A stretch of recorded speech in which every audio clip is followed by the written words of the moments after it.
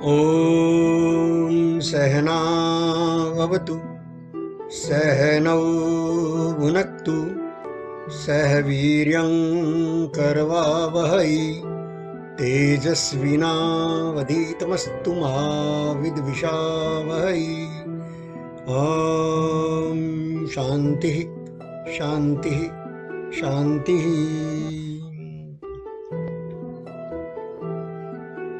मित्रों, हम छांदोग्य उपनिषद का पहला प्रपाठक 2 खंड संपन्न करने के कगार पर है। तीसरे खंड में प्रवेश से पूर्व एक बार अब तक छांदोग्य उपनिषद को प्रारंभ से अब तक थोड़ा दोहरा लें। इसका अर्थ यह कि जिसे हमने अतीत मान लिया उसको जरा वर्तमान बना ले, तो वर्तमान का धरातल जो है वो लंबा हो जाता है, बड़ा हो जाता है। तो उस वर्तमान के बड़े और ठोस धरातल पर खड़े होकर के फिर अगले खंड में प्रवेश करना उचित रहेगा।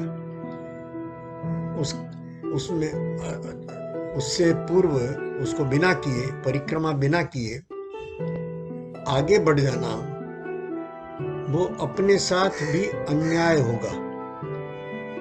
अतीत जब तक पूरी तरह से वर्तमान नहीं बन जाता तब तक आगे भावी का चिंतन वो बनता नहीं है, वो अपात्र की चेष्टाएं हैं। जैसे वर्तमान के जो शिक्षा शास्त्री और समाज शास्त्री है, इस दिव्य समाज की जो रचना है, देह की भी और समाज की भी, विज्ञान लगा है देह को तोड़ने में और ये सारे समाज शास्त्री और धर्म शास्त्री जो है वो लगे हैं समाज को तोड़ने में। ये बहुत बड़ा अन्याय हो रहा है, ये ठीक नहीं हो रहा है। हम अतीत से अपने बच नहीं सकते। अतीत से बचने का प्रयत्न जो है वो हमको वर्तमान हमारा बनता ही नहीं है। अगर अतीत साथ न हो तो वर्तमान बनता ही नहीं है। मित्रों, बहुत सीधी सी बात है कि भावी के अनगिनत पलों में से कोई पल आता है और तत्काल अतीत बनते हुए हमको स्पर्श करता है, झुंझुनाहट होती है, लेकिन हम उसको बिना पकड़े और वो चला जाता है। हम कभी वर्तमान में होते ही नहीं। हम या तो अतीत की और भयानक स्मृतियों में डोलते रहते हैं, भुलाना चाहते हैं, उनको भुलाना चाहते हैं, और या भावी की सुंदर कल्पनाओं में। न अतीत को वापस आकर एक पल भी जिया जा सकता है, न भावी को और ठीक प्रकार से समझा जा सकता है। वर्तमान से टूटा हुआ आदमी अतीत और भविष्य को, उसकी बात खाली तोता रटंत में चलेगी, जैसा तोता रटंत राम कथा और भागवत कथा कहने वाले कर रहे हैं। अरे वर्तमान से कट ही नहीं सकता। मेरा सारा अतीत वर्तमान में मेरे साथ है, इसलिए मेरा वर्तमान का धरातल कितना विस्तारित हो गया। अरे भैया, गिनती जो है वो छूट जाती है। ये जीवन इकाई आदि मानव की अवस्था से एक ही खोज में, और अपने आप को जान लूं, अपने आप को जान लूं, उस खोज में लगा ही रहा लगातार। मेरा सारा अतीत, मेरा सारा इतिहास वो मेरे साथ है। वही प्यास मुझे यहाँ तक ये चला रही है। ये जो बोलने में जो कारक बन रहे हैं, सहायक तत्व बन रहे हैं, वो तो मेरा पूरा अतीत है, मेरे साथ वर्तमान होकर के। उसी अर्थ में उस अतीत के प्रति कृतज्ञता पूर्वक और नमन सर झुकाते हुए इस छांदोग्य उपनिषद के पहले प्रपाठक और दूसरे प्रपाठक को दोहरा लेता है, एक परिक्रमा कर लेते हैं। तब हम कल या आगे जब भी अवसर मिला, और तीसरे खंड में प्रवेश करेंगे। देखिए, ये छांदोग्य उपनिषद जो है वो अभी तक जितना आया है वो ओंकार की सूक्ष्म व्याख्या है।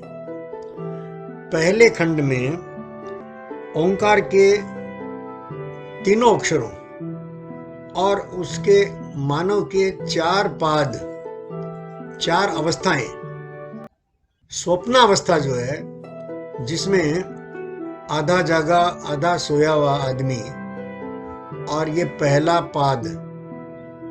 फिर दूसरा पाद जागृत अवस्था, जिसमें अपने आप को जागृत मान रहा है, वो संसार में जागा हुआ है, सांसारिक विस्तार को देखता समझता है। उसमें ओंकार की इन तीनों मात्राओं का व्याप, उन तीनों मात्राओं के साथ उनका संगीत, तीनों मात्राओं का एक साथ भी और एक एक करके भी, प्रथम पाद को और ऐसे जोड़ा, आधार बना। इस प्रकार से 4 पाद और 3 जो मात्राएं हैं ए उ में, उन 4 पाद और 3 मात्राओं में इस भौतिक संसार को, इसके पूरे विस्तार सहित सूक्ष्मतम भाग परमाणु से लेकर और ये अनंत कोटि ब्रह्मांड में विचरण करते ग्रह गोलों तक का सारा विज्ञान वो ए में समा गया, जैसे बाली के पहले पग में और पूरी धरती नाप ली हो। 3 पगों में और तीनों लोकों को माप लेने का जो आख्यान है बलि का, वो यहाँ स्पष्ट होता है। ये 3 पद जो हैं ए उ में, तो पहले पद में धरती को माप लिया। तो ये पहला खंड, फिर दूसरे खंड में और इस पहले खंड में और संगीत के साथ ए उ में जो संगीत बनता है, ए उ में जो सृष्टि के निर्माण, सृष्टि संचालन और सृष्टि का अंत, लय, वो तीनों अवस्थाएं एक संगीतात्मक क्रम में एक लय के साथ आती है। वो सारा संगीत जैसे ओंकार में स्थापित कर देता है ये पहला खंड। अद्भुत है मित्रों। संगीत मतलब मिठास ही मिठास, चारों तरफ मिठास बिखर जाती है, चारों पादों में। ये स्वप्नावस्था, जागृत अवस्था, सुसुप्तावस्था को मृत्यु से जोड़ दिया। लो, अंतिम लोक जो है सुसुप्तावस्था में, क्योंकि अहंकार का लेश भी नहीं रहता, नाम पता सब भूल जाता है आदमी, तभी तो अच्छी नींद आएगी। और अच्छी नींद एक वरदान है, साधक को सर लगाते ही नींद आती है और प्रातः इतना शानदार होता है। तो ये सारी प्रक्रिया पहले खंड में ओंकार की 3 मात्राओं और 4 पादों में गूंथ करके और संगीत में बनाते हुए पहला खंड पूरा हुआ था। दूसरे खंड में मन के भीतर चलती सद्प्रवृत्तियां और दुष्प्रवृत्तियों का, माने देव और असुरों का सनातन संघर्ष, उसमें बार बार देव शक्तियों का या सद्प्रवृत्तियों का हारना बार बार, और हमारे 5 ज्ञानेंद्रियों के द्वारों पर, और इस युद्ध में विजय प्राप्त करने की कामना से शब्द शक्तियां अपने साथ उद्गीत को ले आती है, ओंकार को ले आती है। और ओंकार की स्थापना, इस ओंकार को शस्त्र के रूप में चित्रित किया दूसरे खंड में। उस ब्रह्मास्त्र को और अलग अलग मोर्चों पर रख करके उससे युद्ध कराया। तो भयंकर भीषण मारकाट के बीच, सुर शक्तियों और असुर शक्तियों के बीच, वो अंत में फिर से असुर शक्तियां विजयी हुई। मतलब 5 इंद्रियों के द्वार पर ओंकार की शक्ति भी कमजोर पड़ी, ब्रह्मास्त्र भी व्यर्थ गए, भीतर दुष्प्रवृत्तियां भी चलती रही, सद्प्रवृत्तियां भी चलती रही। मन जो है वो दुष्प्रवृत्तियों की तरफ ज्यादा लालायित रहा, संसार के भोगों में ऐसा उलझा कि वो स्वयं बाहर निकलने का वो मन ही नहीं करता, ययाति की तरह। बूढ़ा हुआ शरीर तो अपने बेटों से कहा कि मुझे कुछ यौवन दो, मेरी और मनोकामना वासना को पूरा करने के लिए मुझे अवसर मिले, तुम मेरी संतान हो, तुम मुझे दो। 100 बेटों में से एक बेटे ने दिया और उसका अपने बेटे का यौवन पा करके ययाति 1000 वर्षों तक ययाति की कहानियां चली। ययाति भटकते रहे, भोग करते रहे और अंत में आकर के कहे कि नहीं, वासना न जीर्णा वयम जीर्णा, कालो न जीर्णा वयम अपि जीर्णा। ये काल का क्षय नहीं होता है, वासना नहीं मिटती है, और ये तुम अपना यौवन वापस लो। वापस तो क्या है, भोग भोगा लिया, वो वापस होता नहीं है। उतनी दूर तक उस आख्यान की महिमा है मित्रों। और वो सत्य में हुआ कि नहीं हुआ होगा, सत्य में मैं इनकार नहीं करता, और लेकिन वो आत्मा के स्तर पर तो घटित हो ही रहा है। तो ऐसे दुष्प्रवृत्तियां और सद्प्रवृत्तियों का सतत संघर्ष जो मन के पटल पर चल रहा है, उसके 5 इंद्रियों पर ओंकार को बिठाकर देखा। ओंकार, ये सद शक्तियां आहत हुई, ओंकार का कुछ नहीं बिगड़ा, ब्रह्मास्त्र का अपना कुछ नहीं बिगड़ता। उसको ठीक से काम लिया जाए, कोई भी मंत्र उसको ठीक से साधा जाए, ये संकेत है दूसरे खंड में। तब ठीक से साधना जो है वो मनुष्य को, और धीरे धीरे आया, एक एक करके वो 5 इंद्रियों पर जो स्थापना करता रहा ओंकार की, वो और हारता गया, लेकिन आस्था बनी रही, प्रयोग निरंतर चलते रहे। जैसे विश्वामित्र ने हार कर भी अपनी प्रखर तप जारी रखा तो ब्रह्म ऋषि पद प्राप्त किया। राजर्षि से ब्रह्म ऋषि बनने का उदाहरण विश्वामित्र आज भी मौजूद है, इस साधक में जी रहे हैं। न विश्वामित्र ने मेनका के प्रति अपना आकर्षण छुपाया, और न छुपाया नहीं तो भारत को यशस्वी संतान मिली, भरत, जिसके नाम पर भारत नाम पड़ा है। और इसीलिए पड़ा है कि सत्य की साधना जो है वो इस देश का सच्चा परिचय है, भरत परिचय है।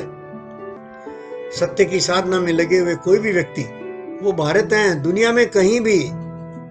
इसका इस भौगोलिक और त्रिभुजाकार भौगोलिक इकाई से थोड़ा संबंध तो बनता है, ग्रह गोलों की अवस्था के कारण और इसकी विशेष अक्षांश पर होने के कारण इस भूखंड का भी थोड़ा सा महत्व तो बनता है, लेकिन वो महत्व सत्य की आराधना से जुड़े रहने तक है।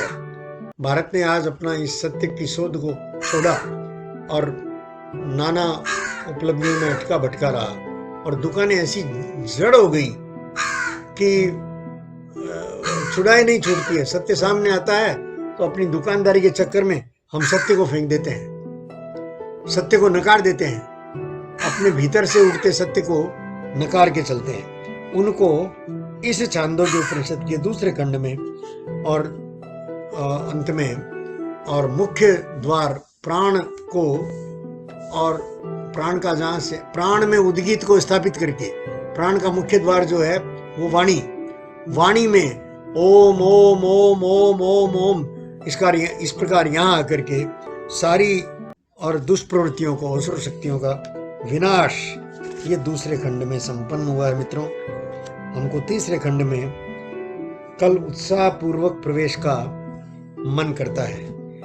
ओम सहना भवतु सहनौ भुनक्तु सह वीर्यं करवावहै तेजस्विनावधीतमस्तु मा विद्विषावहै। ओम शांति।